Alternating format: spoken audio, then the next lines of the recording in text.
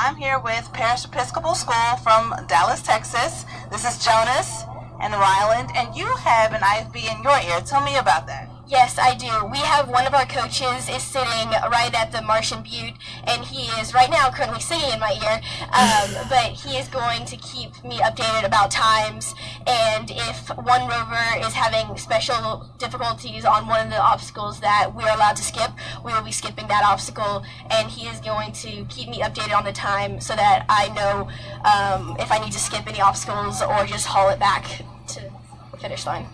That's pretty cool. So, how do you feel about your performance yesterday? Yesterday, this was both Jonas and I's first time racing, and so we, in my opinion, we killed it. We did a very good job of navigating everything, and we came back with live astronauts, and that was our main goal. So if everything goes wrong today, we still put in a great time yesterday, and we're all happy with what we did yesterday. That's pretty cool. Is there anybody you'd like to thank? We'd like to thank Dave Monaco and our other heads of school, as well as our sponsors, KSA, Trucks Outfitters, and Polaris Machinery. And we'd also like to thank our coaches as well.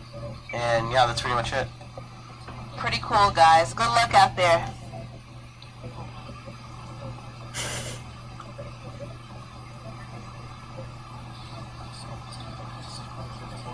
They are one of the high school teams that comes year after year. We're looking at Team 71 there, deploying their instrument, going after it.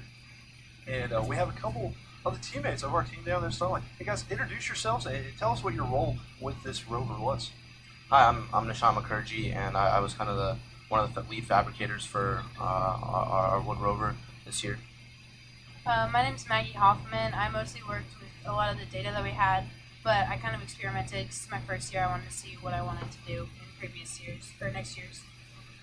So being your first year, what do you think? What do you think of this whole thing? I mean, there's a shuttle behind you, there's rockets all around you. What do you think of this event? Yeah, it's definitely been a lot.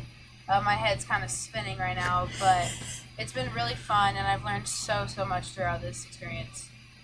Yeah, I mean, this has been a fun ride. I mean, this is about 9 months of work packed within a couple of days. And I mean, although NASA sees us as we have another rover here and sees us as two teams with 12 students. We're 19 strong. There's 7 of us back home, and without them, we don't have this this rover here.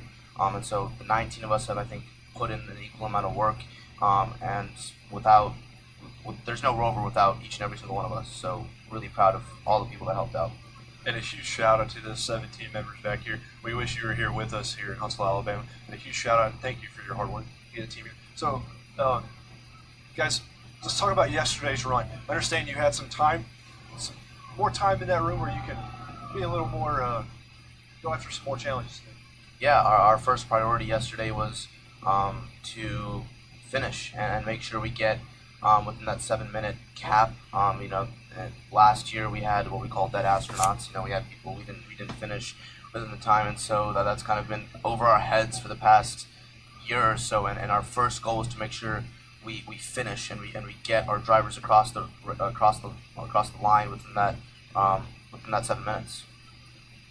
So now that we have live astronauts, we have a little bit of time to play with. So we're going to try some tasks and a few more obstacles that we didn't yesterday, just to make sure that we came back in time. And for those of you watching us at home not sure what they mean by dead astronauts, we use a virtual oxygen.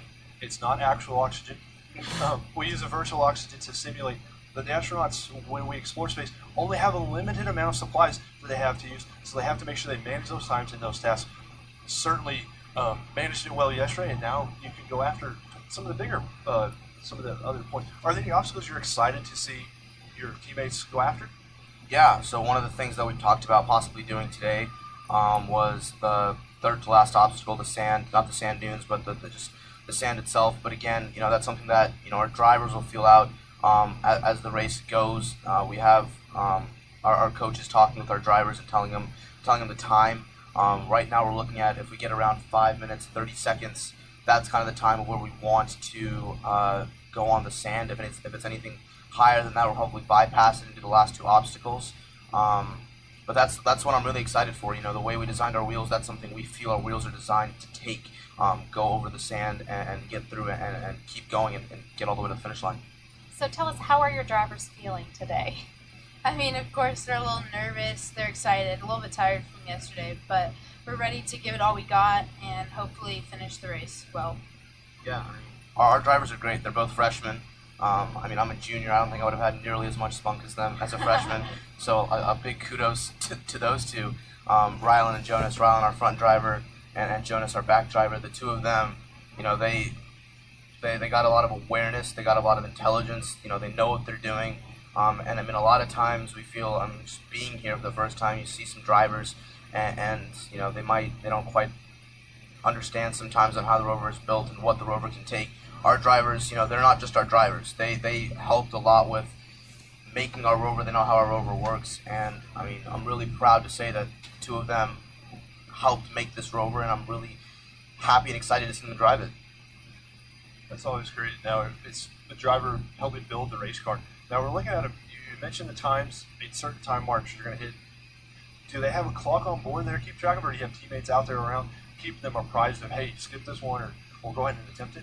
Yeah, we have teammates, coaches all across the course, you know, giving them the time, and that's kind of what they judge that's kind of what they judge off of. I mean, it's their decisions and what they want to do and what they don't want to do. Right now, this is our first task that we're doing. We didn't do any tasks yesterday. This is kind of something that that we found, you know, bypassing certain stuff that didn't work for us. And with that time that we had to play around with, this was something that we feel that we could do, as Jonas right now is completing that task for us right now. And as we see them do the instrument deploy, we're going to head down to the start line for our next team. Hey, well, I'm down here with Purdue Northwest, and this is Aaron. Hi. And Harini. Hey. So you guys did, how do you feel like you did yesterday? We did pretty good. Both of our teams got in top 10. We're in 10th position. Other teams in, I think, 5th position. So we're going to do a little bit more of the sample collection today. We're going to try to push it really, really hard and try to get that top 5 slot. Sounds good. Is there anybody that you would like to thank? I would like to thank my professor. He's been Professor Harvey Abramovich. He's been a big help for us since the year began. And our whole team worked really hard. We've been up for 2 weeks now trying to get this thing on the road, and we're there. We're proud of it, and we're ready to go. Sounds good. Good luck, you guys. Back to you, Will. Hey, thanks to Carly. Now we're looking at Parish Episcopal. We were just talking to a couple of their teammates. They're excited. They had a lot of energy. Really excited for today's run, Janet. Yeah, they do, and it's good to have that on day 2. And their team is looking pretty strong out there. I did have to laugh, though, when he said he's a junior and the freshman had more spunk. Right. It made me feel really old. But as we're looking at Team 44 from our Parish Episcopal School Team 2 from Dallas, Texas, they got through the tilted craters without any problems. Now they're pushing it up that hill. You can see them really working. I love the wood design. It's something I haven't ever seen. It's very sturdy. Yeah, and most of the Rovers we see today are different metals, and this is different. I think this is the only one I've seen where the body is made out of wood. And a lot of them, when you get too rigid, it can take some of those bumps and it can actually snap some of the pieces. We talked with UAH earlier. Some of the aluminum bent on their Rover. That wood doesn't look like it's even got a scratch on it. Nope. It's kind of a nice, small, stocky build, which I think is giving it added strength. Yeah, absolutely. So we're looking at Team 50. They're going to stop for the soil sample retrieval. They'll collect 3 samples. Teammates working together. It's Team 50. Purdue University Northwest Team 1 out of Hammond, Indiana. This is another school that brings teams year after year. We're here the team from Parish Episcopal cheering everybody on. There's a nice crowd down here at the finish line cheering the other teams on, excited to see these Rovers as they cross the finish line. And it seems like they've made great time. I don't know what their official time is going to be, but they have done this course pretty quickly. Yeah, it did not take long for them. It seems like just seconds ago we were watching them come up the backside of the hill, and now they have crossed the finish line. Drivers are exhausted, but they're coming to a stop. We'll get some water for them, a very well-deserved drink. Absolutely great run, guys. Now let's go down to